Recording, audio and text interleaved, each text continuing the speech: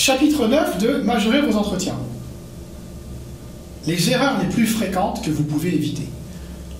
Évidemment, comme elles sont fréquentes, à force on les connaît, on peut les éviter. J'en liste une douzaine dans l'ouvrage et à chaque fois je vous les explique et je vous donne des conseils pour que ça ne se produise pas pendant vos entretiens. Par exemple, parce que c'est une des plus courantes, c'est se minorer. Vous vous minorez vous-même. C'est le fruit d'une mauvaise préparation ou d'une préparation insuffisante. Vous ne valorisez pas vos thèmes personnels et c'est vraiment très fréquent. Et c'est lassant pour les jurys et même décevant parce qu'on sent que vous pourriez faire mieux. Un exemple. Vous avez donné des cours de maths à des collégiens, mais vous ne savez pas trop quoi en tirer. Et vous balancez ça comme ça, histoire d'en parler, et après vous passez à autre chose.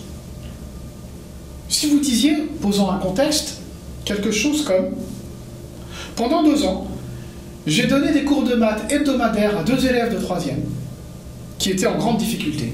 Aujourd'hui, je sais qu'ils réussissent très bien en première S. » Contexte posé. Qu'allez-vous en dire? Je ne vais pas détailler les anecdotes, ce n'est pas l'objet de ce chapitre, le storytelling que vous pouvez faire sur du cours donné à des collégiens.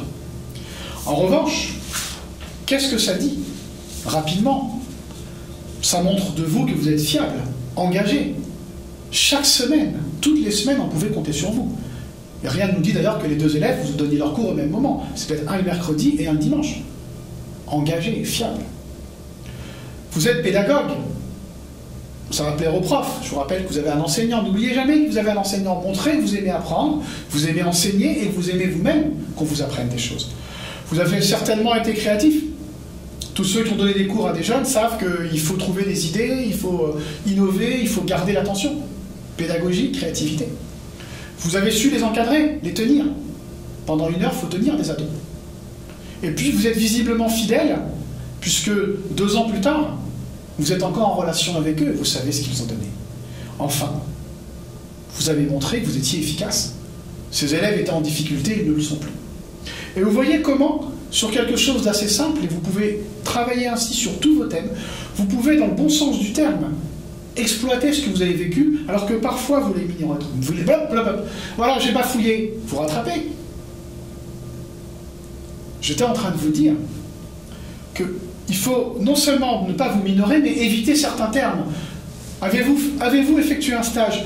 Oui, mais c'était que 2 semaines. Mais c'était juste une petite entreprise. Non, mais en fait, si vous saviez le nombre de fois qu'on entend ça, ou on entend ce genre de choses en entretien, et vous perdez des points. Parce que si vous-même vous pensez que ce n'est pas intéressant, et que vous dites au jury que ce n'est pas intéressant ou un peu faible, ben, le jury va trouver que ce n'est pas très intéressant ou un peu faible, même s'il est bienveillant. Conclusion, si vous voulez majorer vos entretiens, il ne faut pas vous minorer.